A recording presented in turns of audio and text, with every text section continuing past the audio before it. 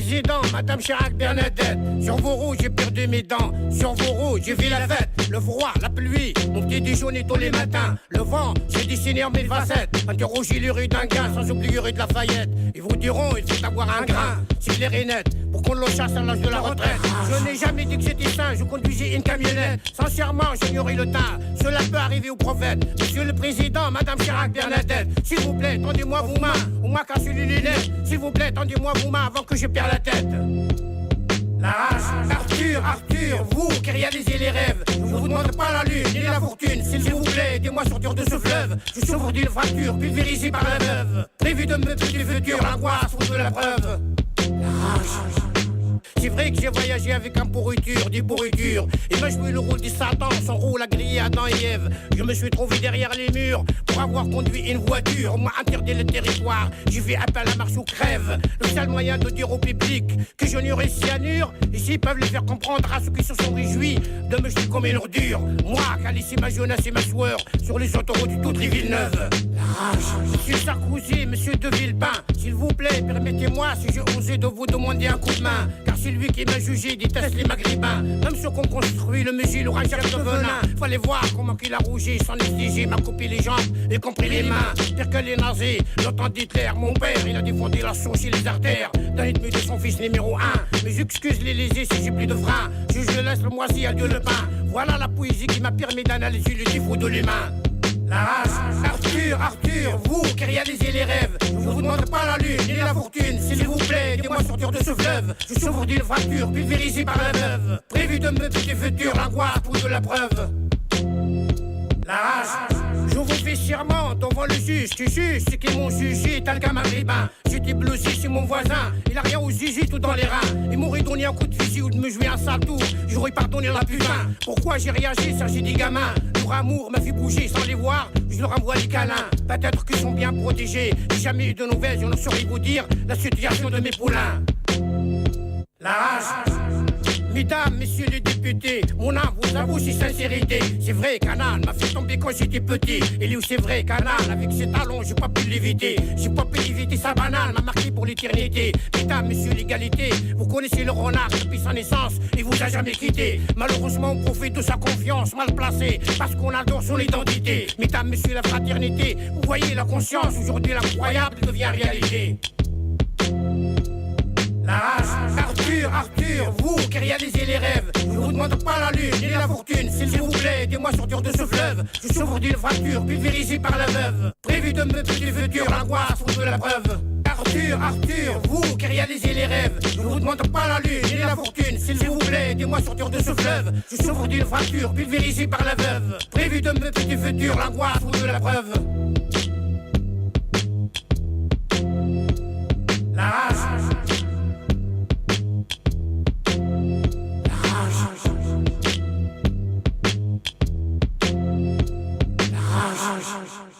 Chers auditeurs de Pas de Quartier, aujourd'hui j'ai le grand plaisir de recevoir une femme d'exception, Stéphanie Gibaud. Stéphanie, bonjour. Bonjour Mariam. Bon, alors nous sommes sur Radio Libertaire, 89.4 FM en région parisienne et sur le net pour le reste du monde, comme je dois vous le rappeler. CSA oblige. Alors Stéphanie, je vous reçois pour votre deuxième ouvrage. Le premier avait un titre qui voulait tout dire, La femme qui en savait trop. Qui en savait vraiment trop. Voilà, et là je vous reçois pour le livre La traque des lanceurs d'alerte qui est publié chez l'éditeur Max Milo. Le premier c'était le Cherche Midi. Oui. Alors je voudrais que vous parliez un peu du contexte du premier livre et de la bataille autour de votre éditeur, le Cherche Midi, parce que ça vous l'expliquez bien dans le deuxième ouvrage. Le Cherche Midi a eu le courage de vous éditer, si j'ose dire. Absolument, c'est-à-dire que je ne m'attendais pas un jour à publier un livre et encore moins de parler de ma propre histoire. Et en fait, ce premier ouvrage, La femme qui en savait vraiment trop, raconte ma descente aux enfers chez UBS à partir du moment où j'ai refusé, un jour de 2008, de détruire des données, des archives, suite à une perquisition dans le bureau du directeur général. Donc Voilà, moi j'avais une carrière un peu comme tout le monde, et puis un jour il se passe un événement qui fait que c'est un tremblement de terre et que tout ce qui va suivre et qui suit depuis, puisque juin 2008, on est presque à 10 ans. Hein. Tout à fait. Voilà, et comme je suis une maman et que j'ai toujours été proche de mes enfants et que j'ai une appétence particulière sur la transmission. Je pense qu'on a tous un rôle, et notamment le rôle de transmettre aux futures générations. Je voulais leur laisser l'histoire telle que moi, leur mère, je l'ai vécue, et notamment et surtout s'il m'arrivait quelque chose. Puisque la première des choses qu'UBS ait su faire est bien évidemment de me discréditer. Mais ils n'ont pas réussi. Hein. Je dirais au contraire, ils vous ont galvanisé quelque part. Écoutez, je ne sais pas. Écoutez, moi j'ai rencontré des lanceurs d'alerte qui sont dans votre ouvrage et qui disent que vous avez fait vraiment beaucoup pour eux. Notamment celui qui a eu le prix éthique Anticor de cette année. Alain Gauthier, oui. Voilà, tout à fait. Il a dit que sans vous, sans vos conseils, il n'y serait peut-être pas arrivé. Il l'a dit en public à la remise d'Anticor. Donc, je voudrais que vous reveniez sur UBS, Union des banques suisses. Pour ceux qui ne le sauraient pas, qu'est-ce qui se passe lorsque vous refusez de détruire les fichiers? C'est parce que votre éthique personnelle vous empêche. En fait, ce qui se passe, c'est qu'on me demande de détruire ces données suite à une perquisition dans le bureau du directeur général. Et moi, j'étais occupée à mon poste. J'étais en train d'organiser un événement avec les équipes de Genève, du BS à Genève. Et je ne comprends pas ce qu'on me demande. Et surtout, je pose la question de ce que c'est que cette perquisition. Enfin, c'est quand même assez grave, une perquisition dans le bureau du directeur général d'une banque qui... plus est la banque de gestion de fortune la plus puissante au monde, la plus ancienne au monde, qui est la mieux notée par ses pairs, parce qu'il faut rappeler quand même que les banques, ça fonctionne comme le cinéma, c'est-à-dire qu'il y a vous connaissez tous les Oscars et les Césars pour le cinéma, avec la profession qui se note entre elles. Et bien là, c'est la même chose, c'est-à-dire que tous les ans, vous avez un classement qui s'appelle Euromoney, en anglais c'est Euromoney, qui est à Londres, qui est à la fois une publication, un site internet, etc., où vous avez le classement des banques. Et UBS a toujours été la mieux notée de toutes les banques par ses pairs. Donc quand vous travaillez pour l'image, parce que mon métier est un métier RP, relations publiques, quand vous travaillez pour la plus grande banque de gestion de fortune dont vous représentez l'image, vous ne pouvez pas vous imaginer 2 secondes alors que vous travaillez... normalement. Normalement, je connaissais mieux les aéroports et les chambres d'hôtel que mon propre appartement, et je voyais plus les clients de la banque et les chargés d'affaires de la banque que je voyais mes enfants quand même. Donc avec à la fois professionnalisme, avec éthique, avec passion aussi. Vous ne pouvez pas vous imaginer que la banque dans laquelle vous travaillez puisse avoir un problème quel qu'il soit. Donc en fait, moi je me retrouve avec cette demande de destruction de données où je demande des informations concernant cette perquisition, puis on me dit non, c'est pas votre problème, mais vous comprenez, étant donné les circonstances. Et étant donné les circonstances, pour moi, a été une véritable interrogation. C'est-à-dire que vous parlez d'éthique il y a 2 secondes, étant donné les circonstances. Mais qu'est-ce qu'il peut y avoir comme lien entre la perquisition dans le bureau d'un directeur général et mon métier? Voilà. En fait, moi, c'est parti de là, à me dire, on m'en veut, on veut se débarrasser de moi, on essaye de trouver une excuse. Qu'est-ce que j'ai bien fait ou pas fait qui fait qu'on m'en veut autant. Et du coup, comme j'étais occupée, j'ai pas fait attention. Mais c'est parce qu'elle est revenue me demander si je l'avais bien exécuté son ordre. Elle m'a demandé aussi par la suite de détruire ces armoires d'archives qui étaient finalement la même chose. Enfin, le contenu était la même chose que sur le disque dur. Que le disque dur. Où là, je me suis dit, il y a quelque chose qui va pas. Qu'est-ce qu'il y a qui ne va pas? Et donc, je me suis mise à poser des questions. Et en fait, comme j'étais dans la banque depuis l'ouverture, c'est-à-dire qu'UBS avait ouvert à Paris. Son antenne française. Voilà, en 1999, je me suis dit, et comme j'avais vu en fait toutes les équipes grossir, puisque donc on était 40 quand moi j'ai joint la banque, et puis on était 500 au moment où il y a cette perquisition quand même, avec des ouvertures dans toutes les grandes villes de région, de Bordeaux à Marseille, de Lille à Strasbourg, de Nantes à Lyon, de Cannes à Toulouse, enfin, avec une croissance exponentielle. Tout le monde me connaissait dans la banque et tout le monde commençait à voir qu'il y avait quelque chose qui n'allait pas. Et moi, ce que j'ignorais, c'est que certains patrons de région avaient leurs propres problèmes avec Patrick Defayette, pour ne pas le citer, qui était le directeur général de la banque. Donc moi, qui a été mon supérieur hiérarchique direct pendant 5 ans. Et là, ils m'ont raconté des histoires qui sont dignes. Je ne sais pas si vous avez vu le film The Firm, La Firme, avec Tom Cruise. C'est un peu la même chose. C'est-à-dire la même ambiance, exact. Vous vous dites, mais je vais être assassinée. Je vous promets. C'est-à-dire que c'est d'une violence inouïe. Vous dites, mais où est-ce que je travaille ? Voilà. Vous atterrissez, quoi, carrément. Exactement. C'est comme si vous étiez marié à quelqu'un dont d'un coup vous découvriez une face sombre. Donc moi j'en ai fait une dépression d'ailleurs en 2009. Ça a été tellement violent de découvrir ce que j'ai découvert. Moi qui justement je suis quelqu'un de passionné et qui suis quelqu'un d'honnête et d'intègre. Comme je l'ai toujours dit, moi j'étais une cadre et j'ai surtout toujours été la mère de mes enfants. J'étais une femme, une citoyenne, et je ne m'attendais pas à tomber dans une histoire qui finalement est une affaire d'État, voire une affaire d'État au pluriel. Oui, plutôt une affaire d'État au pluriel. Voilà. Parce que vu que UBS chapeaute le monde entier, que la branche française va être jugée, comme je vous le disais avant qu'on ne commence l'émission, l'automne prochain, vous êtes partie civile dans ce volet-là. Absolument. Qu'elle vous a traîné en justice régulièrement et que vous avez même dû aller au prud'homme. Alors, moi qui n'avais jamais mis les pieds dans un tribunal de ma vie, là, depuis 2010, je fais le tour de toutes les justices possibles et imaginables. Le UBS m'a traîné en 2010.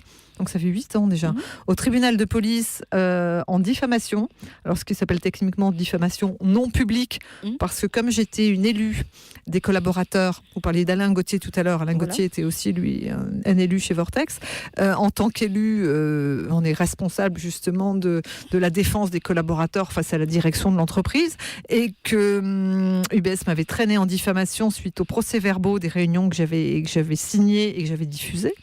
Donc j'avais été bien évidemment relaxée.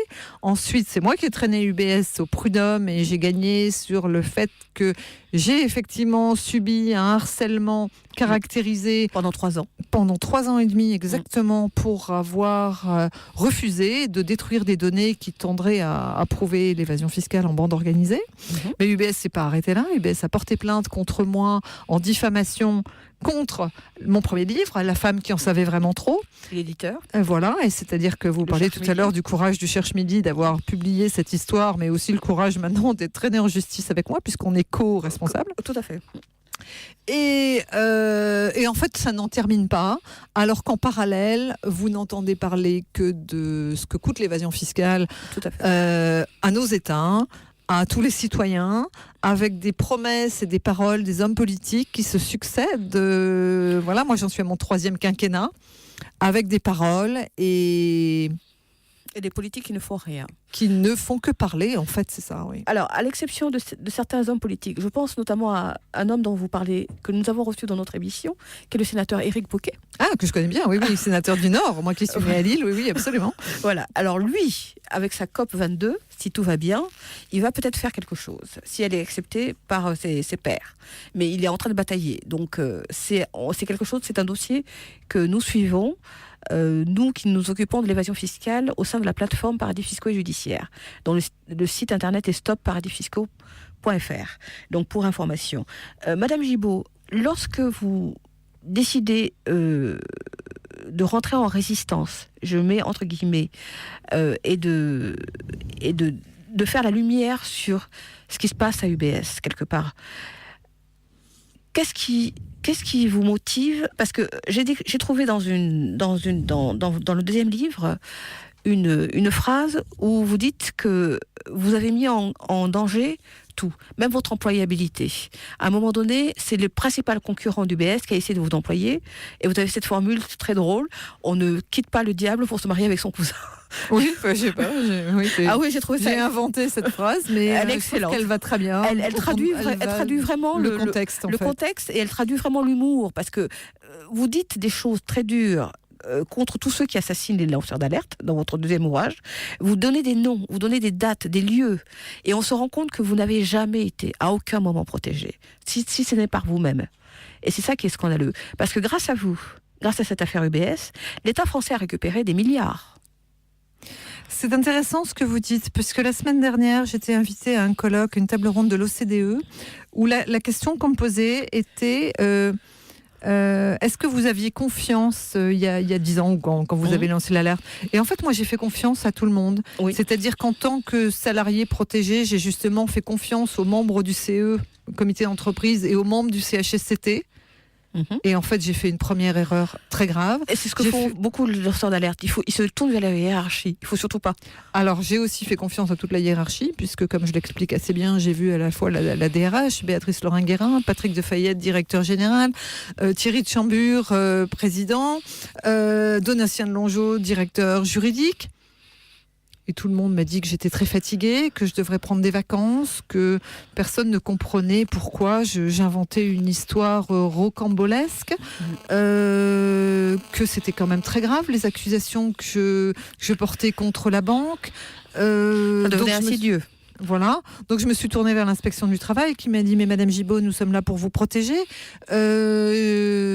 Beaucoup de collaborateurs qui avaient eux-mêmes leurs propres problèmes sont allés voir cette même inspection du travail sur mon conseil, en disant je vois cette inspection qui me dit vouloir nous aider, nous défendre. J'ai pris la parole en réunion justement comité d'hygiène de sécurité et conditions de travail, CHSCT, en leur nom. J'ai fait confiance à cette inspection du travail et finalement, en 2009, au moment où elle me demande de porter plainte contre mon employeur, donc pour tous les motifs que vous connaissez publiquement aujourd'hui, c'est-à-dire qui concernaient ce que je vivais moi en tant que collaborateur, c'est-à-dire le harcèlement, l'isolement, la placardisation, la rétrogradation, mais aussi l'entrave à ma mission d'élu, de secrétaire de CHSCT, et puis tout ce qui est pénal, c'est-à-dire le démarchage des banquiers suisses sur le territoire français. Et ça rejoint ma destruction de fichiers, l'ordre de destruction de fichiers, qui engendre bien évidemment l'évasion fiscale et le blanchiment de capitaux. Donc j'obéis à cette inspection du travail, je porte plainte contre la banque. À ce moment-là, il y a un plan social de 100 personnes. Et la même inspection du travail valide sans sourciller le licenciement des 99 autres collaborateurs et me laisse moi chez un employeur qui fraude, dont j'ai dénoncé les fraudes. Bravo. Qui là me rétrograde, puisque donc je suis devenue responsable des hôtesses d'accueil au 3e étage du 69 boulevard Haussmann, où UBS a son siège français, à vérifier s'il y a bien des fleurs et si les plantes vertes sont bien arrosées et s'il y a bien des documents dans les bureaux. Et que tout ça continue, c'est-à-dire que je continue à faire confiance à l'inspection du travail qui me dit « Mais Madame Gibault, si ça va pas bien avec UBS, on est les premiers à le comprendre, mettez-vous en arrêt maladie ». Mais moi je me dis « Mais même en congé maternité, j'ai toujours travaillé de ma vie, même avec la fièvre, je vais travailler. Enfin, qu'est-ce que c'est que cette histoire de me dire de prendre des congés c'était d'une violence inouïe. » Et alors j'ai eu effectivement des tonnes d'arrêt maladie, tellement c'était invivable. Et puis en 2011, alléluia, arrivent des équipes qui me disent... Je reçois un appel, c'est aussi tout l'objet de mon premier livre, je reçois un appel sur mon téléphone portable en numéro masqué et au bout de quelques instants, je comprends qu'il s'agit d'une équipe des douanes donc qui travaille pour Bercy, le ministère des Finances. Donc je me dis, alléluia, la plainte que j'ai déposée il y a 1 an et demi, ça y est, elle est instruite. Elle est instruite et c'est plus du tout un problème uniquement social, c'est-à-dire un problème de travail, c'est un problème maintenant financier. Et enfin, tous ces Français qui souffrent, tous ces citoyens qui ne comprennent pas pourquoi les impôts augmentent et que les services publics se dégradent au passage. Et on est là en 2011, vous imaginez, en 2018 maintenant. Tout à fait. Et puis en fait, moi, je leur dis, encore naïve et innocente aux mains pleines, je leur dis, mais non, en fait, ils m'appellent au moment où va avoir lieu Roland-Garros, le tournoi du Grand Chelem, le tournoi de tennis du Grand Chelem, qui a lieu tous les ans, porte d'Auteuil, dernière semaine de mai et première de juin. Et moi, je leur dis, mais... Non, vous faites erreur, il n'y a plus de banquiers suisses, puisque moi, en faisant un bazar, comme j'ai fait dans la banque en 2008 et 2009, UBS a complètement changé son code de déontologie, l'accès au bureau, et maintenant, l'accès des fameux salons de réception pour les clients n'est plus ouvert, n'est plus autorisé aux chargés d'affaires, aux banquiers qui travaillent chez UBS à l'étranger. Comme si ça donne l'impression, dès le premier livre, je me suis dit, ça donne l'impression qu'ils ont tellement tardé que justement ils ont eu le temps de liquider, entre guillemets, la queue de la comète. On se demande si c'est pas fait exprès. Et je préfère que ce soit vous qui le disiez que moi. Voyez. Merci. C'est mon rôle. Non, mais parce que j'ai tellement été discréditée justement par UBS, disant que j'avais inventé une histoire, etc. Mais regardez maintenant ce qui se passe avec le ministère des Finances, parce que alors là, l'histoire fait que commencer en 2011. C'est-à-dire que moi, je leur dis, mais mon Dieu, mais ces gens, enfin, je suis sauvée de cette histoire. Enfin, la France va reprendre les dossiers, l'argent qu'elle doit récupérer de manière légale, obligatoire. Enfin voilà. Et puis moi, je vais avoir une vie, voilà, j'aurai juste un épiphénomène et moi je vais reprendre ma vie. Et en fait, ce qui se passe, c'est que je suis encore donc collaboratrice de la banque en 2011, puisque je ne serai licenciée qu'en 2012. Donc la deuxième fois en 2012, l'inspection du travail accepte mon licenciement. Mais jusqu'à l'été 2012, je suis obligée.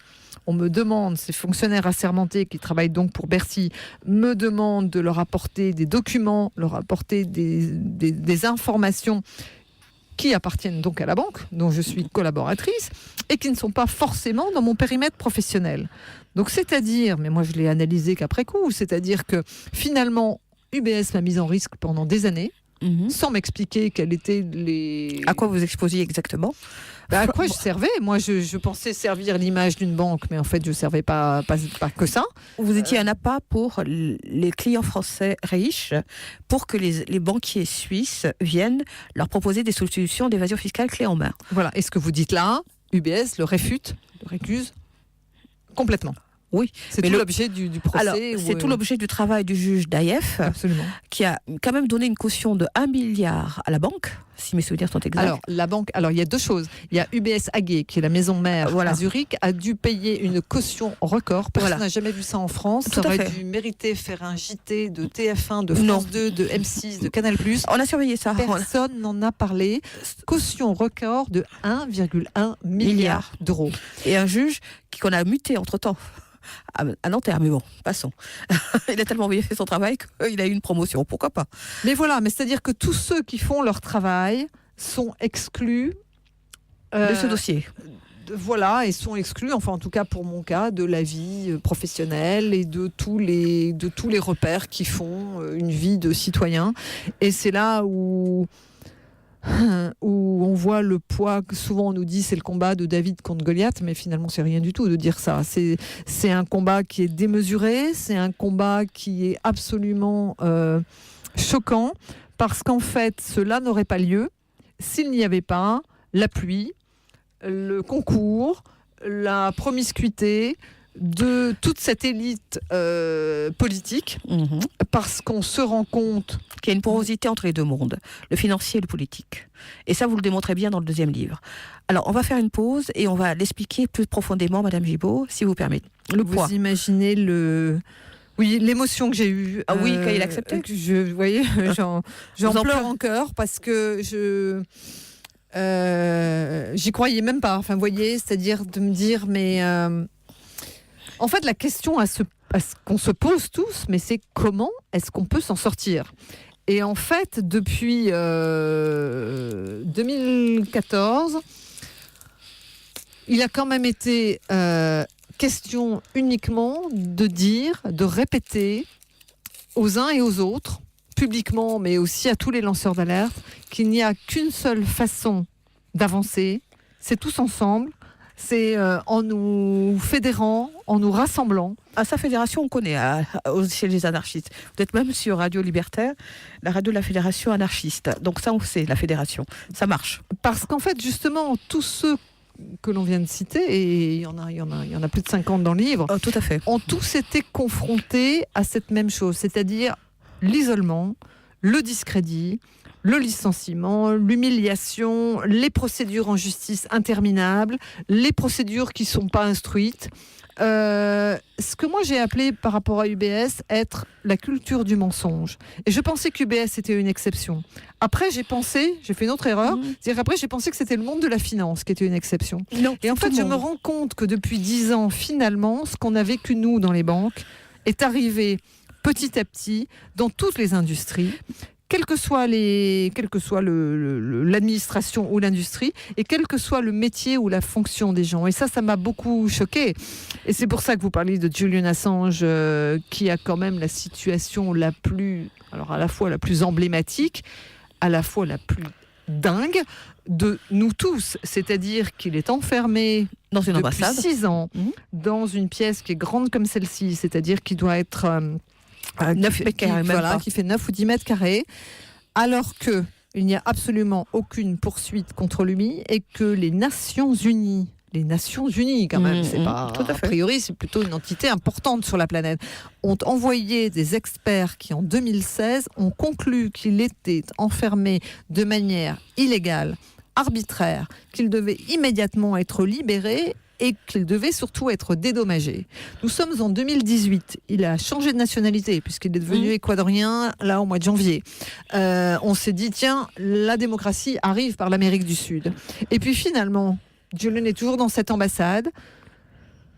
La grande majorité des gens ne sait même pas qui est Julian Assange. Moi, je suis quand même très choquée pour ça. Alors, bien évidemment, les lanceurs d'alerte le savent, les militants le savent, les gens qui militent pour notamment la liberté de la presse, etc. Il est vrai qu'il a dans ses défenseurs un grand juge, qui est M. Gardon, le juge Gardon, qui fait beaucoup pour populariser son cas. Mais c'est vrai que, bon, c'est comme vous. C'est une des raisons pour lesquelles on a décidé, le groupe Louise Michel, de vous inviter, madame, c'est de populariser votre combat. Parce que vraiment, quand j'ai lu le premier livre, j'ai dit... on le met sur la liste des gens invités. J'espérais que vous accepteriez tout de suite. Mais quand le deuxième livre est sorti, on s'est dit, bon, là, on y va, on fonce, à toute vitesse. Parce que le procès a lieu bientôt et il faut que vous ayez une tribune pour expliquer vraiment ce qui vous est arrivé personnellement. Je veux dire, il n'est pas normal que les institutions vous aient lâché à ce point-là. Toutes les institutions. Pas une ne vous a aidé. Nous avons en souvenir tous un cache investigation où vous aviez en face de vous Monsieur Sapin, qui vous déclare qu'il ne fera rien pour vous, alors qu'Élise Lucet plaide, alors que vous allez perdre votre appartement.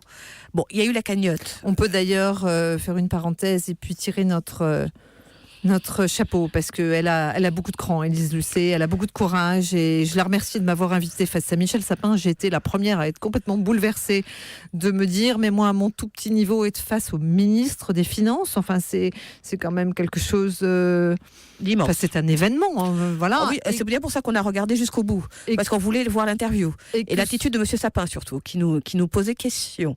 Là, on a été édifiés.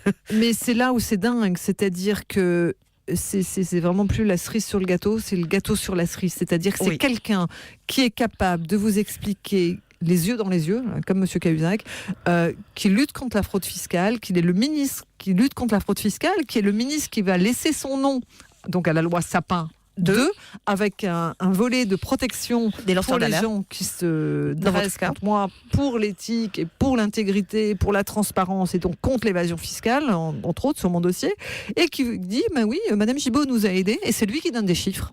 C'est lui qui donne des chiffres, moi je les connaissais pas. Donc UBS, c'est 30 000 comptes offshore à hauteur de 19 milliards d'euros. Et Lise Lucet insiste effectivement, lui dire, mais comment est-ce que vous allez aider Madame Gibault ? Il dit qu'il en a pas je ne peux pas faire. C'est-à-dire, il se dit impuissant. Et c'est là où, si vous voulez, c'est assez choquant, parce que vous vous rendez compte exactement avec son attitude et le mépris qu'il avait envers vous, le regard et le mépris. Oui, puis vous l'avez pas vu s'éclipser du plateau pour m'éviter en 7 ans. Nous, on a vu le mépris envers vous. Et la distance et la froideur, c'est de mépris. Mais si vous aviez été à ma place, ou si n'importe quel autre citoyen avait été à ma place, je pense que... Un aller-retour. Direct. Mais en fait, il aurait eu la même attitude. C'est pas parce que c'était moi. C'est que c'est à la fois une posture, et c'est à la fois très démonstratif, très démonstratif de justement du mépris que nous opposent nos dirigeants politiques qui ne font que parler les uns après les autres. Si vous voulez, on peut reprendre depuis... Moi, ça fait 10 ans que je suis dans cette histoire. On a eu un président qui s'appelait... Monsieur Hollande. Monsieur Sarkozy, avant lui, Oui. qui nous a dit les paradis fiscaux, c'est fini. En 2009, on s'en rappelle. On a fait un colloque pour lui expliquer que les paradis fiscaux, c'était plus complexe que ça. C'était le 29 mai à l'Assemblée nationale. Et le 29 mai, c'est pas n'importe quelle date. C'est la date de naissance de Madame Louise Michel, soit dit en passant. Donc j'avoue que c'était un bon symbole pour moi, puisque c'est moi qui ai organisé le colloque. 2009. Bon, j'ai organisé les colloques ensuite avec d'autres, mais j'avoue que c'était un bon symbole pour moi. Ensuite, nous avons eu Monsieur Hollande. Alors oui, qui est quand même qui avait élu un certain après avoir Voilà. annoncé notre adversaire, c'est la finance.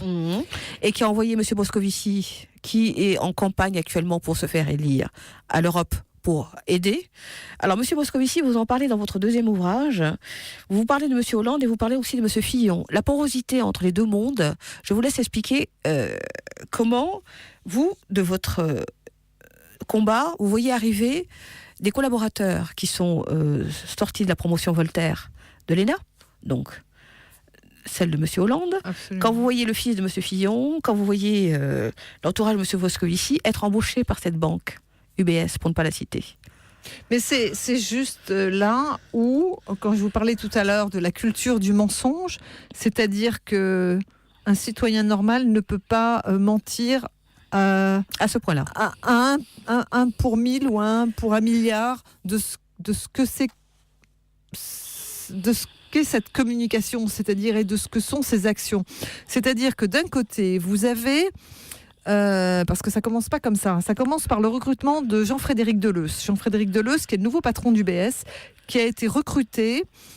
Dixit, le président précédent, qui était suisse. On a besoin de quelqu'un que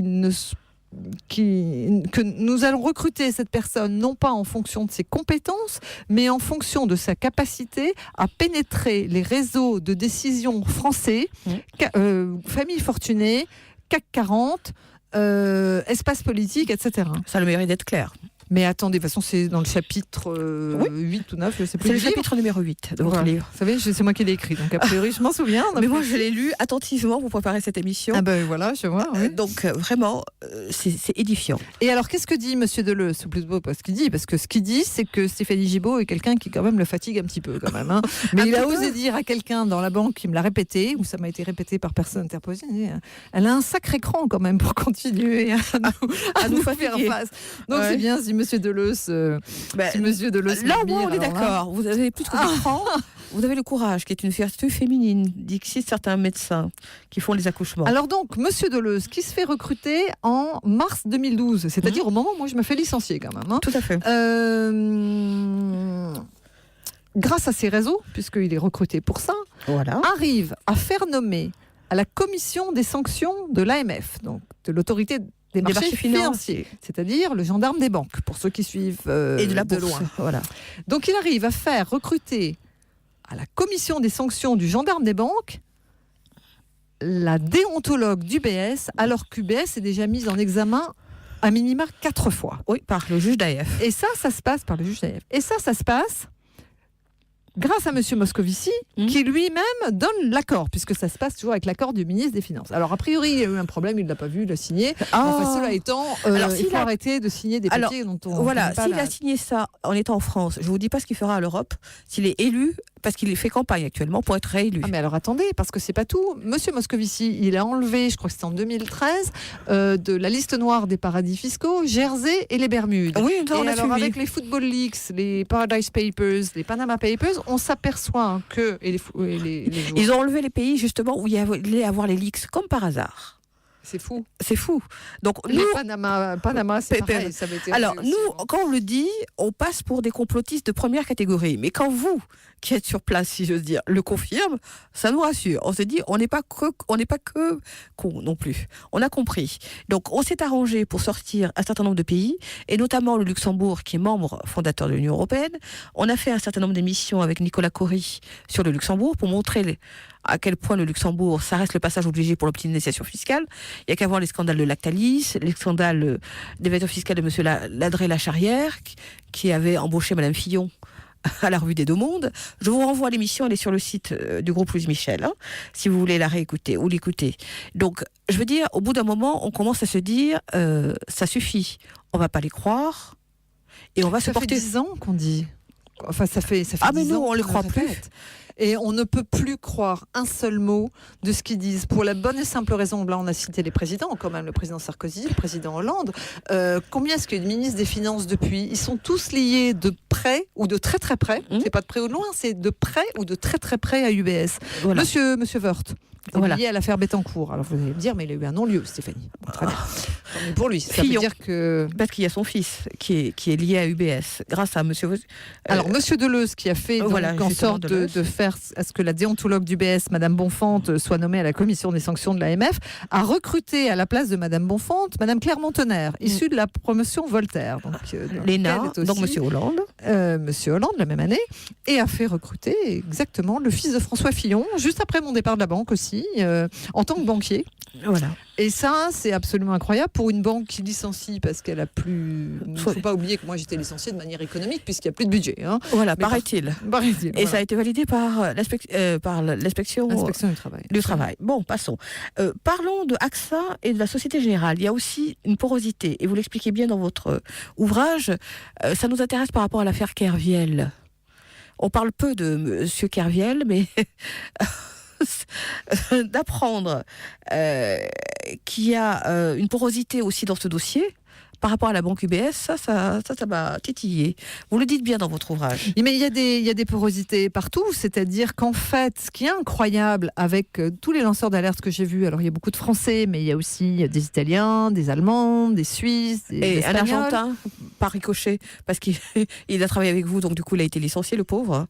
Mais c'est absolument incroyable, c'est-à-dire qu'on pourrait penser que nos histoires n'ont absolument rien à voir les uns avec les autres, puisqu'on n'est pas issus des mêmes industries, des mêmes professions, etc. Et en fait, tout converge vers des hiérarchies qui sont financiarisées. Oui, mais qui sont un entre-soi. Où ils ont fait les mêmes écoles, vous l'avez souligné assez avec l'ENA, qui ont... C'est une oligarchie qui a financiarisé le monde et qui financiarise les réseaux et qui financiarise quelque part les entreprises entre elles. Et donc les lanceurs d'alerte se heurtent à un mur qui est des procédures qui sont identiques quasiment quel que soit le dossier. Alors, et ça, vous l'avez bien démontré dans votre ouvrage. Quelqu'un qui travaille à l'AMF, justement, m'a dit, au mois de novembre, après l'avoir lu, m'a dit ce qui est incroyable, Stéphanie, dans ce livre, dans la traque des lanceurs d'alerte, c'est que finalement, quelle que soit l'industrie, quelle que soit l'alerte qui est lancée, le résultat est le même. C'est la même machine qui se met en marche, qui se met en branle face à une personne, face à un citoyen, face à un homme, face à une femme, qui décide de dire la vérité. Parce que ce qu'il ne faut pas oublier de dire, si moi, je n'avais pas dénoncé UBS, moi, j'ai dénoncé quand j'ai compris, quand j'ai appris, parce que j'ai posé des questions et que je me suis dit, mais attendez, c'est juste pas possible de se taire. Si je n'avais pas dénoncé... C'est votre éthique personnelle et je vous admire pour ça. Mais si je n'avais pas dénoncé, j'aurais été mise en garde à vue comme je ne sais combien de mes ex-collègues et j'aurais peut-être été complice. Ou en tout cas, j'aurais été mise en examen, probablement. Oui, mais vous auriez gardé votre travail. Parce que syndrome de 1000... Vous le dites bien, le fameux syndrome de 1000 grammes, parce que quand UBS vous fait des procès, vos ex-collègues viennent, justement, témoigner contre vous. Soit dit au passage, c'est charmant.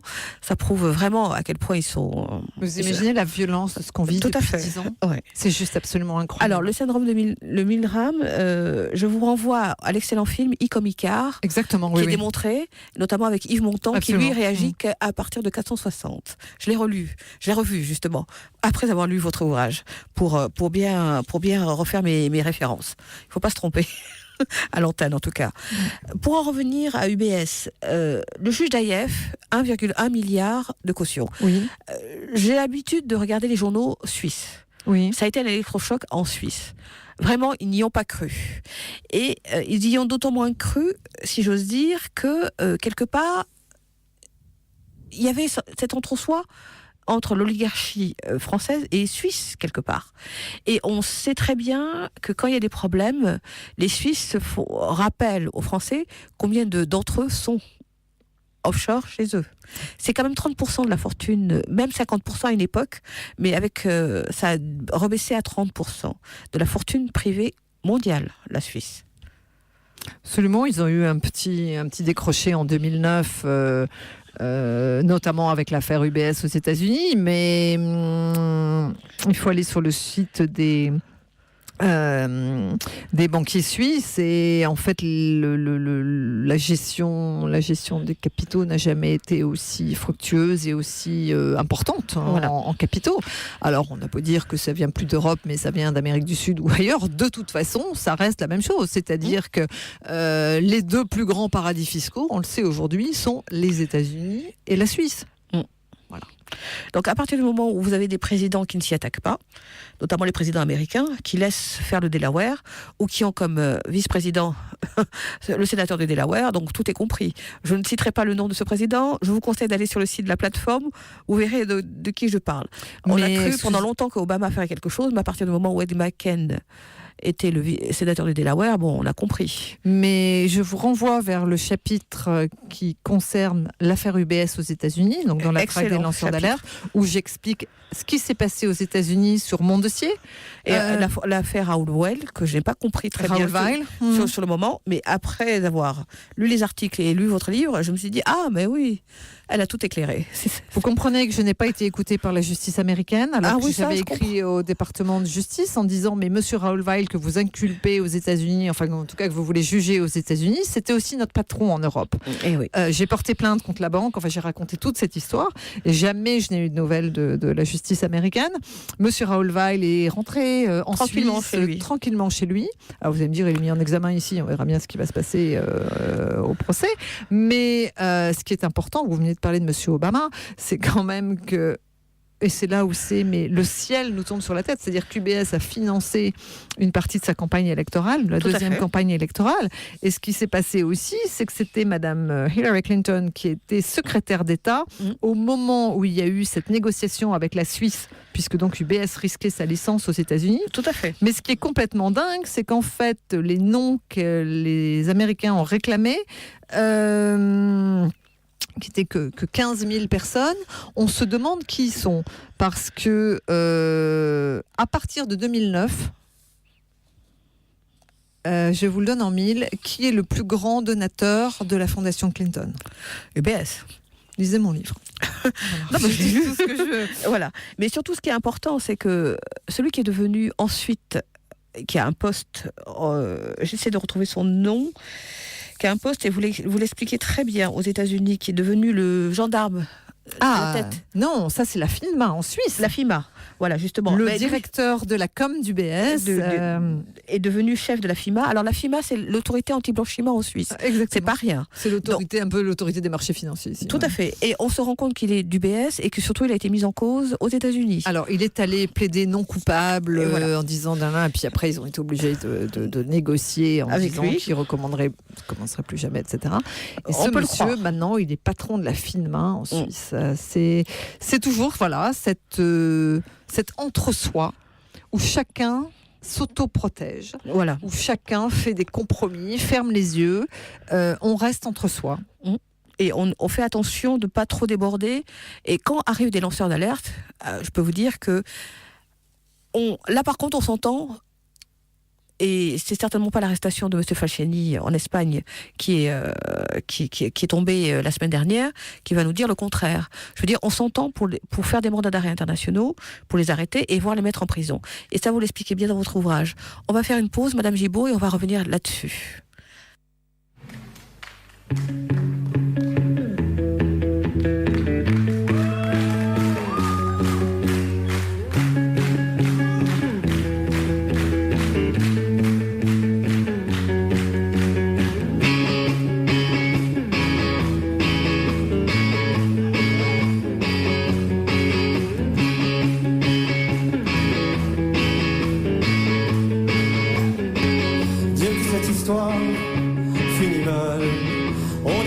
Jamais très bien qu'une histoire puisse finir si mal quand elle a commencé si bien. On imagine pourtant très bien voir un jour les ondes aimées perdues quelque part dans le temps. Mille tristesses découlent de l'instant. Alors celle-ci qui nous passe en tête. Peut-être finissons-nous par nous lasser. Si seulement nous avions le courage des oiseaux qui chantent dans le vent glacé. Tourne contre mon dos. Que vois-tu, je ne te vois plus. Si c'est ainsi qu'on continue, je ne donne pas cher de nos peaux. Parfois, c'est ce qui nous passe en tête. Peut-être finissons-nous par nous lasser. Si seulement nous avions le courage des oiseaux qui chantent dans le vent glacé. Si seulement nous avions le courage des oiseaux qui chantent dans le vent glacé.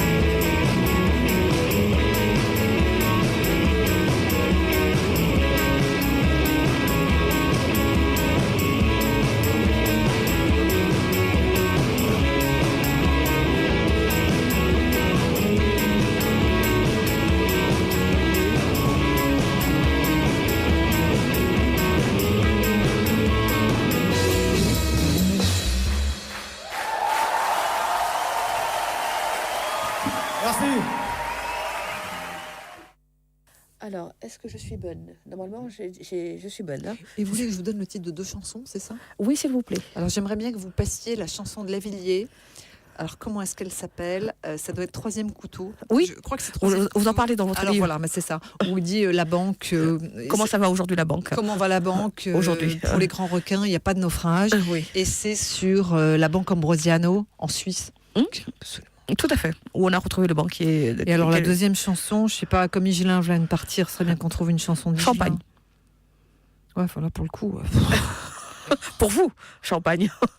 Oui, on peut finir avec Champagne-Digelin, peut-être, parce qu'on va peut-être bien s'en sortir, finalement, si vous vous réveillez tous, enfin vous, pas vous ou trois, mais si ce pays se réveille, si ces pays se réveillent, si cette classe moyenne arrête d'être endormie par TF1. Alors ça, je voudrais qu'on fasse le parallèle entre l'évasion fiscale et la dégradation et le fait que nous payons des impôts parce que ces gens-là ne les payent pas finalement. Donc nous passons à la caisse pour eux. Alors, chers auditeurs de Pas de quartier, l'émission du groupe Louise Michel sur Radio Libertaire, 89.4 FM, en région parisienne et sur le net pour le reste du monde. Je vous rappelle que je reçois Madame Stéphanie Gibaud. Stéphanie, nous avons abordé beaucoup de choses dans les deux premières parties. Je voudrais que dans la troisième partie, on aborde plutôt tout ce qui est attaque purement personnelle. Vous parlez d'une intrusion dans votre appartement, votre chienne a eu des dommages collatéraux, mais surtout, on vous a intimidé dans la rue. Oui, ça fait partie de ce que sont devenues nos vies, si ce sont encore des vies, depuis 10 ans. C'est-à-dire qu'on s'attaque effectivement à chaque fois à notre intégrité, on nous fait peur. Moi, le fait que ma chienne ait été empoisonnée dans mon appartement sans effraction, c'est même absolument incroyable. Oui. Alors que je ne sortais jamais de chez moi. Le seul soir où je sois sortie avec mon fils, ça a été un traumatisme pour mon fils et pour moi, qui est quelque chose de compliqué. Ces 3 hommes aussi qui étaient surgis au coin de la rue il y a 3 ans et demi, ça c'était fin 2014.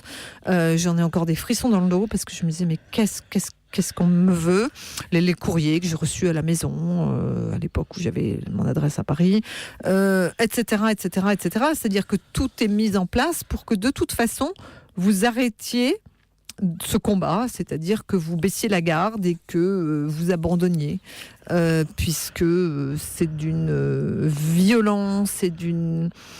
C'est un assassinat, en règle. C'est le titre de tous les chapitres, c'est-à-dire comment le monde du travail nous a assassinés. On parlait tout à l'heure du syndrome de Milgram, et vous avez certainement relevé aussi dans le chapitre où je parle de ma convocation au TGI, au TGI pour la diffamation, où UBS, la direction d'UBS avait amené une 30aine de cadres de la banque.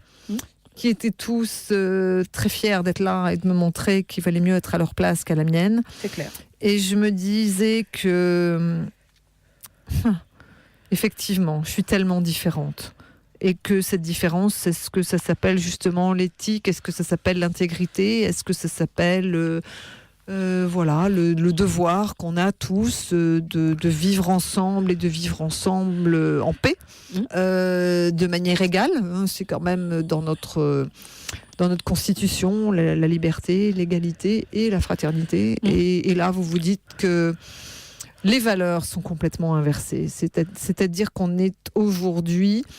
victime, mais vous devenez coupable aux yeux de tous ces gens-là et du système. C'est quand même fort. Voilà, les valeurs sont inversées, absolument. Alors, les valeurs que vous défendez, c'est quand même que tout le monde ait le même traitement, liberté, égalité, fraternité. Donc, à partir du moment où ces gens-là, en leur entre-soi, cet entre-soi oligarchique, ne payent pas ses impôts, ne payent pas sa juste part d'impôts, c'est quand même nous, les citoyens lambda, qui prenons le relais. Et quand on voit que la pression fiscale augmente, c'est mathématique, et qu'en même temps, comme il y a à moins 10 ans de recettes fiscales, les services publics, le bien commun qui est destiné surtout aux moins aisés se dégrade. Je veux dire, vous avez un exemple. Aujourd'hui, on est en train de soutenir les cheminots. Donc, Paris a des problèmes de circulation.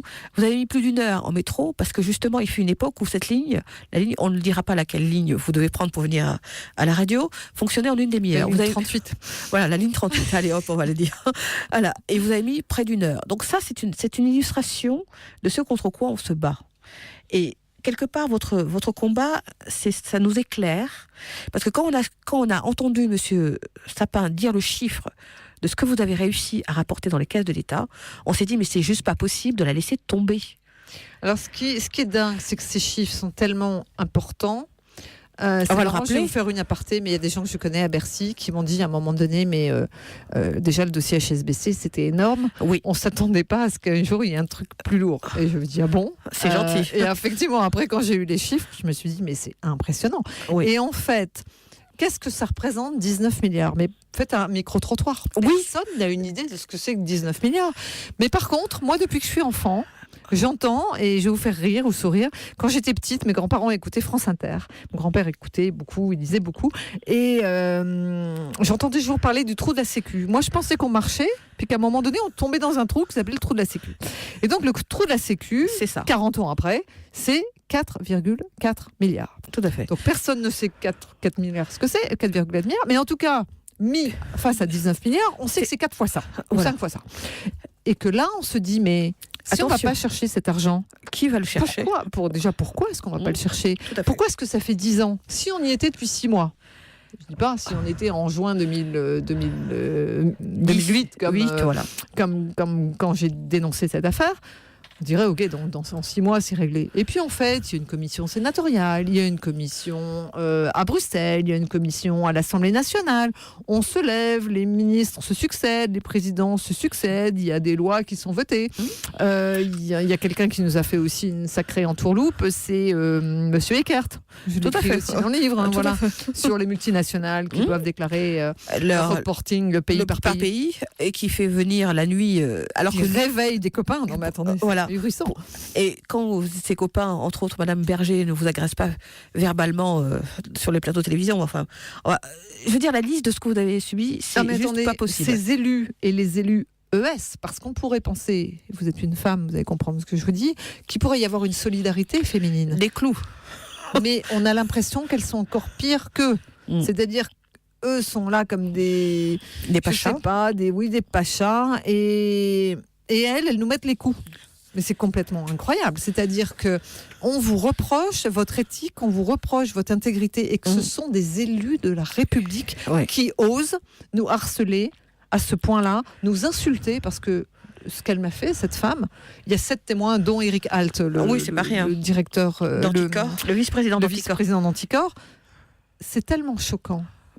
C'est tellement choquant quand vous êtes quelqu'un justement qui a l'histoire que j'ai. Comment est-ce que vous voulez penser que ces gens-là sont élus pour défendre l'intérêt général? Non. Vous avez parlé tout à l'heure de bien commun.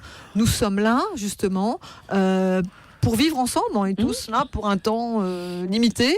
Tout Et à fait. qu'en fait, ils font tous en sorte de faire...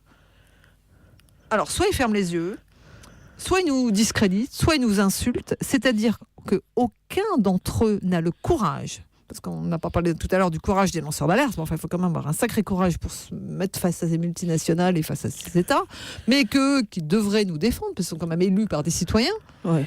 nous écrasent, nous ignorent, voire nous insultent. Mais c'est juste, dans quel pays sommes-nous? La On se patrie dit des droits de le l'homme pays et des du droits de citoyen. l'homme. Non, mais Et du attendez, citoyen. Et vous le répétez suffisamment longtemps, suffisamment souvent. Je ne parle pas des autres pays où les lanceurs d'alerte risquent vraiment leur peau.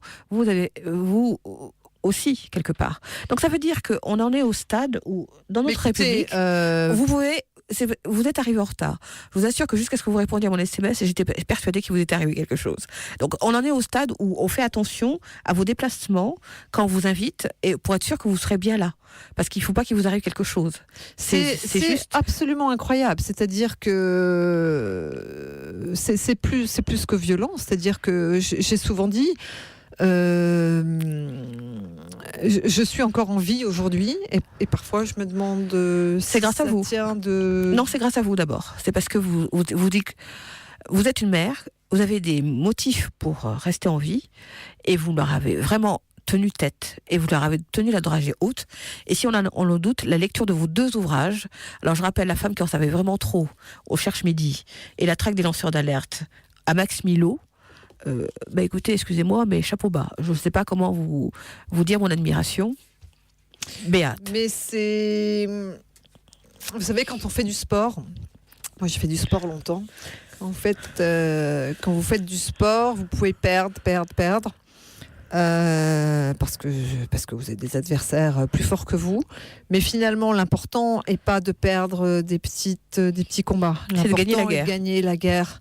Et qu'en fait, aujourd'hui, c'est une guerre. Et c'est pas qu'une guerre contre UBS. Moi, au début, j'ai pensé, comme tous les lanceurs d'alerte que j'ai rencontrés, que la guerre était contre mon ex-employeur ou contre l'administration. C'est bien plus grave que ça. La guerre est contre nos États. Nos États, c'est-à-dire ceux qui sont élus pour défendre nos intérêts. Tout à fait. En fait, mon histoire, mais l'histoire des autres lanceurs d'alerte ne pourrait pas être celle qu'ils vivent si les élus étaient intègres, les élus de plus haut niveau étaient intègres, étaient de bonne volonté et avaient du courage. On se retrouve avec des gens qui, comme M. Sapin, mais on a parlé de M. Sapin, de M. Moscovici, M. Cahuzac quand même, qui était ministre du budget, qui disait lutter contre la fraude et qui avait fiscale et qui avait lui-même ses propres comptes chez UBS à Genève. Si vous voulez, vous êtes face à la culture du mensonge, que rien ne leur fait peur. Non. Puisque ce qui les protège, c'est justement cette opacité. Le secret bancaire n'a pas été créé pour les pauvres. Ah non. Ça, mais ça, attendez, ça, il faut qu'on... Mais les gens ne le savent pas. Si, les gens ne comprennent 1932, pas. et c'est dû à un scandale en France. Absolument. Voilà. Et donc, ils ont décidé de se prémunir contre une autre visite de la police dans leur banque, dans leur filiale française suisse, des banques suisses, et donc ils ont créé le secret bancaire depuis 1932. Alors après, ils nous le vendent comme étant, soi-disant, la façon de protéger les Juifs pendant la Seconde Guerre mondiale, que nenni. C'est juste pour protéger leurs intérêts. Juste pour protéger leurs propres intérêts, parce que et justement l'affaire américaine le montre très bien, Voilà. avec la fondation Clinton, avec le financement de la campagne de Barack Obama en partie par UBS. Alors, on ne vous parle pas de Donald Trump, on va découvrir petit à petit les connexions. Donc on commence à découvrir les connexions avec les oligarques russes, mais comme disent Woodward et Bernstein, traquer les mensonges, chercher l'argent, pister l'argent. Et ça, vous l'avez très bien fait. Et quelque part, je vous en remercie parce que 19 milliards, ben moi, ça me parle. Écoutez, j'ai l'habitude de travailler sur les paradis fiscaux. Quand j'ai vu votre chiffre, je me suis dit... moi à aussi, tout seul, j'étais la première à tomber des nues quand Michel Sapin je en me a suis parlé. dit, Mais oui. j'ai dit au groupe, il faut absolument que je l'ai dans l'émission. Le groupe qui a l'habitude de mes foucades a dit, bon, d'accord, on accepte, mais tu t'en occupes. Parce que nous, 19 milliards, ça nous parle aussi. Écoutez, c'est Julian Assange qui dit... Il n'y a qu'une vérité. Et à un moment donné, la vérité finit toujours par se savoir. Oui. Et on peut remercier justement tous ces gens qui travaillent et qui sont en grand danger, dont Julian Assange. Parce que vous avez bien vu que tous les lanceurs d'alerte qui ont été exposés, donc exposés aussi médiatiquement, ce que je veux dire par là, c'est qu'il y a un nom et un visage associés à une alerte, ont tous été... très lourdement handicapé. Voilà. Vous, c'est votre cas. C'est votre cas aussi. Et on associe votre visage à votre alerte.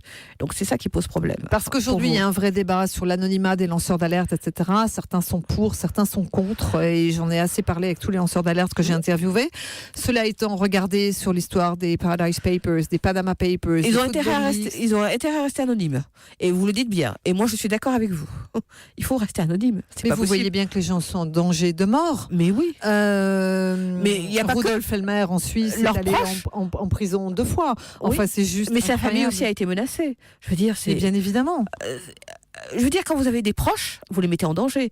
Bon, déjà, Et tout ça pour défendre l'intérêt des citoyens. Donc, en fait, ce qu'il faut aujourd'hui, c'est remettre du liant, parce qu'en fait, les problèmes sont tellement importants que, vous savez, le fameux diviser pour mieux régner. Normalement, vous faites ça dans le camp adverse. Là, ce sont quand même les politiques qui se sont arrangés pour diviser à l'intérieur des nations les hommes, les femmes, les anciens, les jeunes, les seniors, les diplômés, les non-diplômés, les chômeurs, ceux qui ont le travail. Voilà, les gens qui travaillent, les fonctionnaires. Tout le monde est dos à dos. Non, il faut retrouver, et ça vous le dites bien, un rassemblement dans les solutions.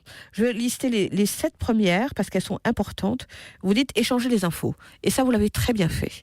En donnant des interviews, en écrivant vos livres. Là, les infos, on les a. Et on les a recoupées en plus. Ceux qui s'occupent de la plateforme, on a recoupé vos informations, il n'y a pas de problème. Le 2, j'ai bien aimé, se fédérer. Ben oui, nous sommes à la fédération anarchiste. Pour lui fédérer que ça, tu meurs. Et on sait ce que ça veut dire, se fédérer, vraiment, et ça marche. On peut vous le dire, chers auditeurs. Ensuite, boycotter, c'est agir.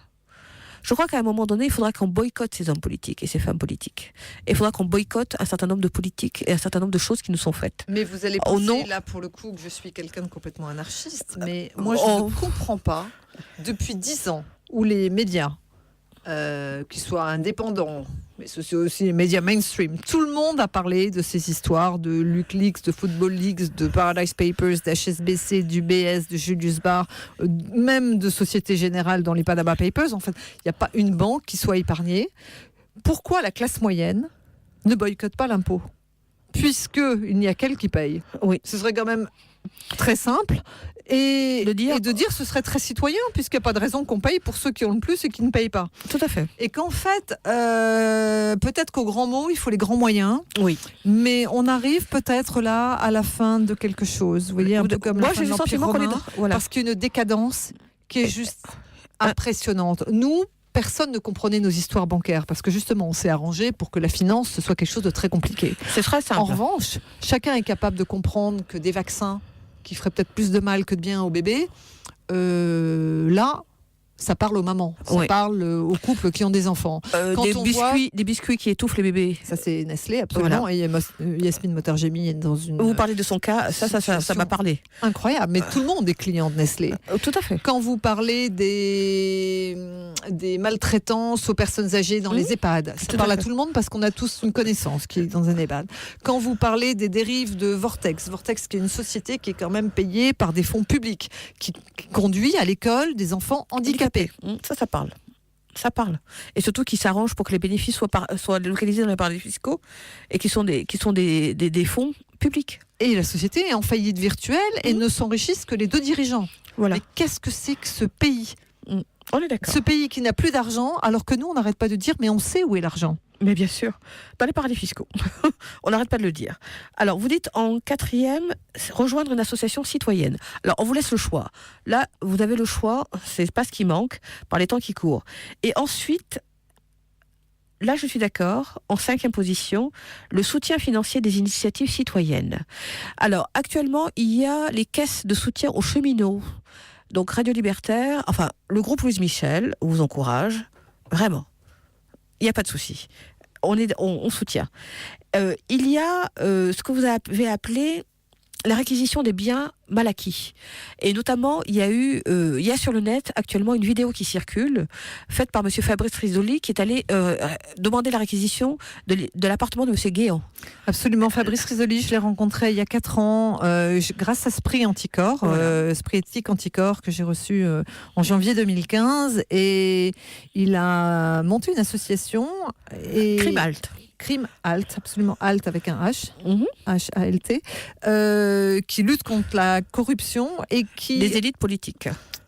Voilà, et qui en fait explique très bien, et c'est justement toute une partie du dernier chapitre, qu'en Italie, les biens des mafieux sont saisis et redonnés à la communauté. Et en fait, il dit qu'on pourrait faire la même chose avec les biens de la mafia corse, qu'on pourrait faire de l'hôtel particulier de Monsieur Claude Guéant, pour pas le citer, la maison des lanceurs d'alerte, etc., etc. Tout à fait.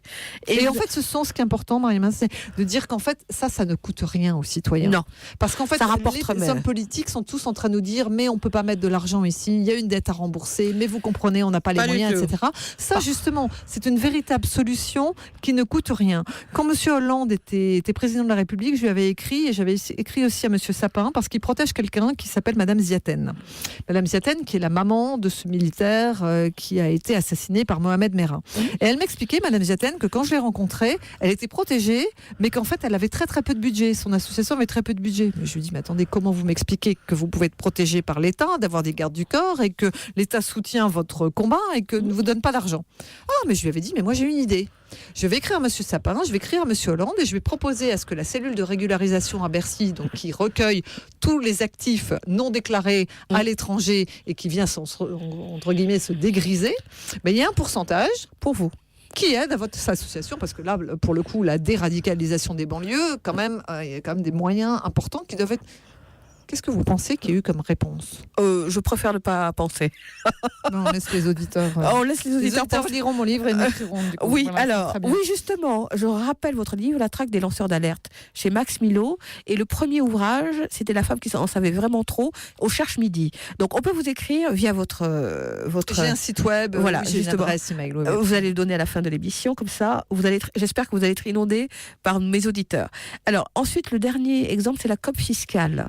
Et ça, c'est l'idée du sénateur Bocquet, enfin voilà. son frère, parce qu'il y a le sénateur Éric Bocquet et son frère l'ex-député, qui était député, mais qui est ex-député, et qui est devenu le suppléant de Fabien Roussel, qui est député du Nord. Donc, la COP fiscale, c'est quelque chose qui me tient à cœur, et je suis contente que vous en ayez parlé dans votre ouvrage, parce que à un moment donné, il faut agir. Oui, puis ce sont des solutions de bon sens. Enfin, c'est juste vivre ensemble. Et il faut savoir qu'on va enfin donner les chiffres de l'évasion fiscale. C'est entre 60 et 80 milliards par an pour la France. Et il faut savoir que 1000 milliards pour l'Europe. 1000 milliards pour l'Europe. Et ça correspond exactement au déficit de la France. Exactement. Donc quand on vient nous expliquer qu'il n'y a pas d'argent, et surtout quand on est une infirmière face à M. Macron, qu'elle dit des bêtises, parce que quand elle dit mais on trouve toujours de l'argent pour sauver les banques, mais pas pour augmenter nos salaires, et moi je suis là depuis 5h du matin pour m'occuper de familles dont les membres sont autistes, excusez-moi, mais la COP fiscale, ça me parle. Ben vous voyez bien que justement, on a une élite qui est complètement déconnectée, décorrélée de ses citoyens, et c'est-à-dire qu'elle est élue par des citoyens et qu'elle ne répond qu'aux pressions des lobbies. Il y a quand même une eurodéputée, on ne va pas citer son nom, comme ça les gens iront chercher, qui m'a dit en 2015, Madame Gibault, on vous aime beaucoup à Bruxelles, mais il faut arrêter de parler des lobbies, moi j'en ai jamais vu. Mais attendez, mais ils sont qui ces gens-là pour oser mentir à ce point-là? Mais par contre, vous avez cité Madame Vestager, qui elle fait un véritable travail. Absolument. Alors elle, c'est vraiment... Alors il faut savoir que Madame Vestager, c'est pas n'importe qui. J'aime bien parler d'elle pour donner un exemple d'efficacité en Europe. Elle est du Danemark. Elle a été le ministre des Finances et le ministre de l'Intérieur de son pays. Elle a inspiré la série Borgen, qui a été diffusée sur Arte. Excellente série. Je vous conseille de la regarder ou d'acheter le DVD. Et surtout, elle a infligé une amende record à des GAFA, 13 milliards à Google, et parce qu'ils ont optimisé trop en Irlande, ouais. Et l'Irlande a refusé de prendre le chèque. Non, elle a obligé l'Irlande à garder le chèque sur un compte qui génère des intérêts, Dieu merci, pour les Irlandais les plus pauvres. Mais surtout, elle s'attaque au dossier de l'optimisation fiscale, sachant qu'elle a quelqu'un qui lui savonne la planche, un certain Monsieur Juncker. Et vous en parlez bien dans votre ouvrage. Présentez-nous Monsieur Juncker, côté... Monsieur Juncker qui est à la tête de l'Europe, que certains appellent le pirate en chef. Alors oui, voilà. C'est pas moi qui le dis. Monsieur Juncker qui était ministre des Finances au Luxembourg, un peu comme notre Monsieur Moscovici. Voilà. En fait, tous ceux qui sont a priori les élites d'un pays, s'ils ont un petit problème, ils ont une promotion à Bruxelles. C'est absolument incroyable. Donc en fait, qui aujourd'hui est à la tête du Luxembourg, à la tête de l'Europe, pardon, alors que l'on sait qu'il a été partie prenante dans cette affaire d'évasion fiscale, notamment ce qu'on appelle les LuxLeaks. Et dans lequel vous avez 3 lanceurs d'alerte qui ont eu des problèmes, Antoine Deltour, Raphaël Allais et Édouard Perrin. Alors Édouard Perrin qui est le journaliste, absolument. Voilà, qui a révélé l'affaire dans Cache Investigation. Donc vous en parlez très bien. Et vous revenez aussi sur d'autres lanceurs d'alerte que je vais recevoir dans l'émission, mais plus tard, après vous, notamment qui ont écrit un excellent livre sur M. Bolloré, M. Vescovaci. Que j'ai interviewé aussi pour le livre, et il ne mâche pas ses mots. Moi, je l'ai eu au téléphone, c'est important, parce que quand je lui ai posé toutes ces questions, j'ai eu les réponses, je lui ai dit, mais est-ce que je crois que je le tutoie, est-ce que tu m'autorises à publier ça? Il m'a dit, mais bien évidemment. Je lui ai dit, mais comme ça?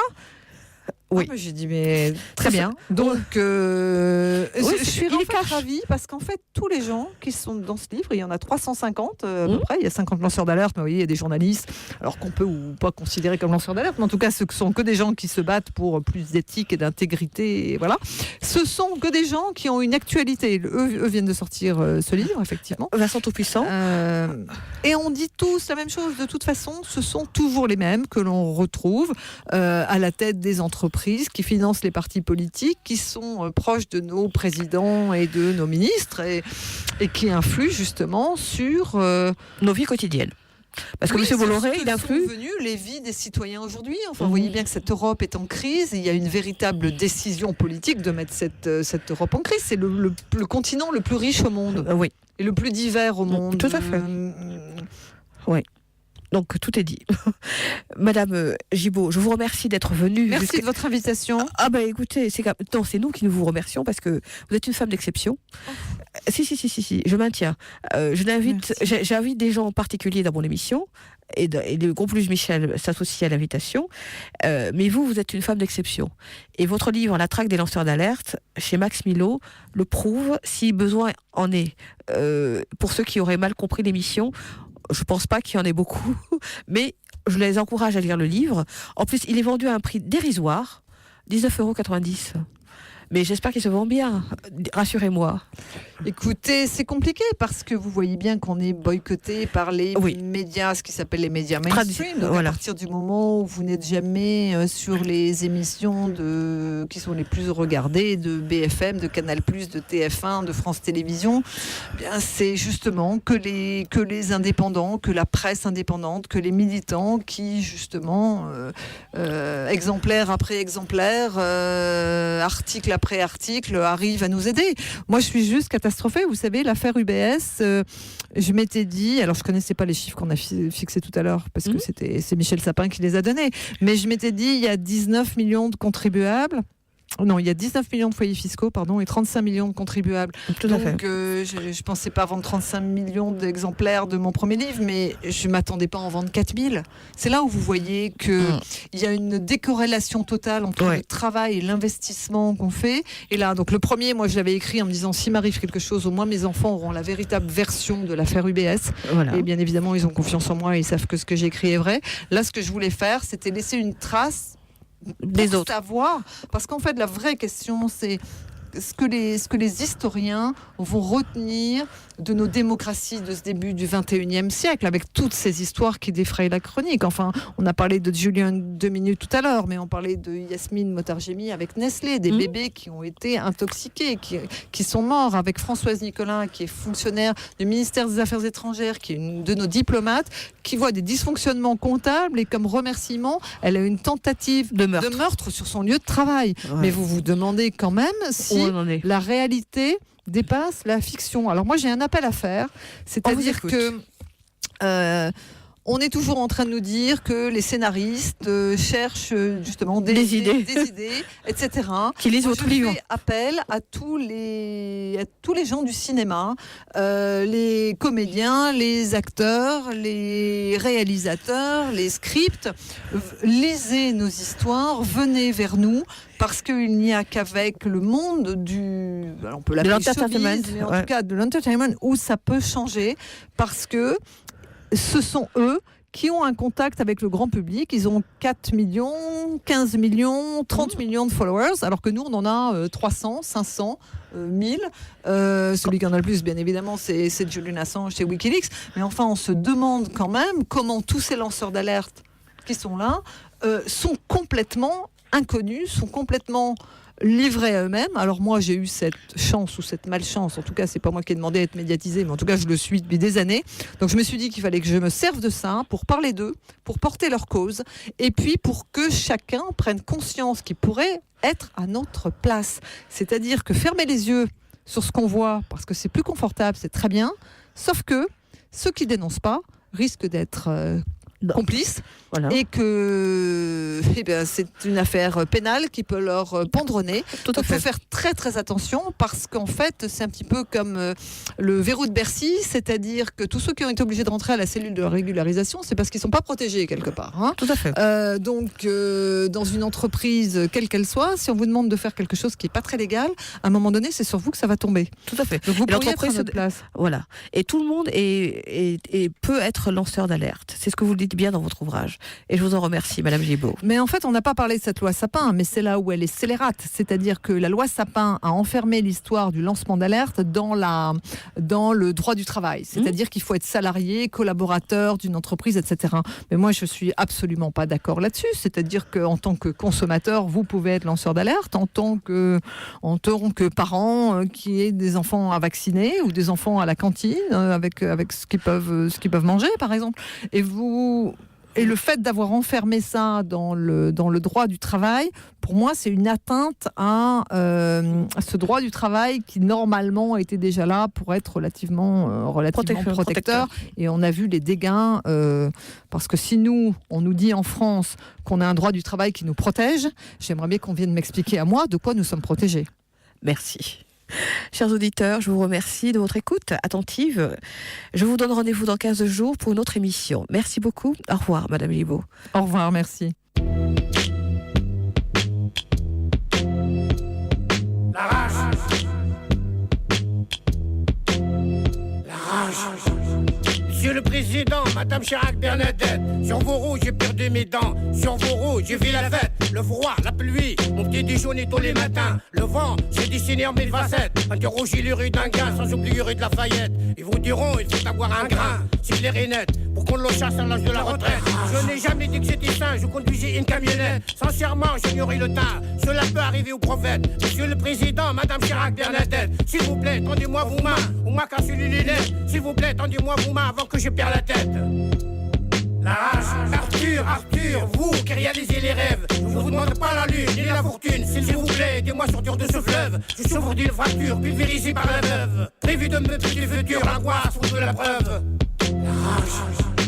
C'est vrai que j'ai voyagé avec un pourriture, des pourritures. Et me joué le rôle du Satan, son rôle à griller Adam et Ève. Je me suis trouvé derrière les murs pour avoir conduit une voiture. On m'a interdit le territoire, j'ai fait appel à la marche ou crève. Le seul moyen de dire au public que je n'aurai cyanure. Ici peuvent le faire comprendre à ceux qui se sont réjouis de me jeter comme une ordure. Moi qui a laissé ma jeunesse et ma sueur sur les autoroutes de toutes les villes neuves. La rage. Monsieur Sarkozy, monsieur de Villepin, s'il vous plaît, permettez-moi si j'ai osé de vous demander un coup de main. Car c'est lui qui m'a jugé, déteste les maghrébins. Même ceux qu'on construit, le musil, le rangeur de venin. Fallait voir comment qu'il a rougi, sans exiger, m'a coupé les jambes, y compris les mains. Pire que les nazis, le temps d'Hitler, mon père, il a défendu la sauce et les artères d'un rythme de son fils numéro 1.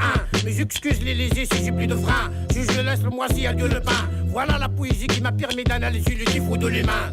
La race. Arthur, vous qui réalisez les rêves, je vous demande pas la lune ni la fortune, s'il vous plaît, aidez-moi sortir de ce fleuve. Je souffre d'une fracture pulvérisée par la veuve, prévu de me du futur, l'angoisse ou de la preuve. La rage. Je vous fais serment devant le juge, tu juges ceux qui m'ont jugé tel qu'un maghrébin. J'étais blessé chez mon voisin, il a rien aux zizi tout dans les reins. Il m'aurait donné un coup de fusil ou de me jouer un sale tour, j'aurais pardonné la putain. Pourquoi j'ai réagi, ça j'ai des gamins. Leur amour m'a fait bouger sans les voir, je leur envoie des câlins. Peut-être qu'ils sont bien protégés, j'ai jamais eu de nouvelles, je ne saurais vous dire la situation de mes poulains. La rage. Mesdames, messieurs les députés, mon âme vous avoue si sincérité. C'est vrai, Canal m'a fait tomber quand j'étais petit. Et lui, c'est vrai, Canal, avec ses talons, j'ai pas pu l'éviter. J'ai pas pu éviter sa banane, m'a marqué pour l'éternité. Mesdames, messieurs l'égalité, vous connaissez le renard depuis sa naissance, il vous a jamais quitté. Malheureusement, on profite de sa confiance mal placée, parce qu'on adore son identité. Mesdames, messieurs la fraternité, vous voyez la conscience, aujourd'hui l'incroyable devient réalité. La rage. Arthur, vous qui réalisez les rêves, je vous demande pas la lune ni la fortune, s'il vous plaît, aidez-moi sortir de ce fleuve. Je souffre d'une fracture pulvérisée par la veuve, prévu de me du futur, l'angoisse ou de la preuve. Arthur, vous qui réalisez les rêves, je vous demande pas la lune ni la fortune, s'il vous plaît, aidez-moi sortir de ce fleuve. Je souffre d'une fracture pulvérisée par la veuve, prévu de me du futur, l'angoisse ou de la preuve.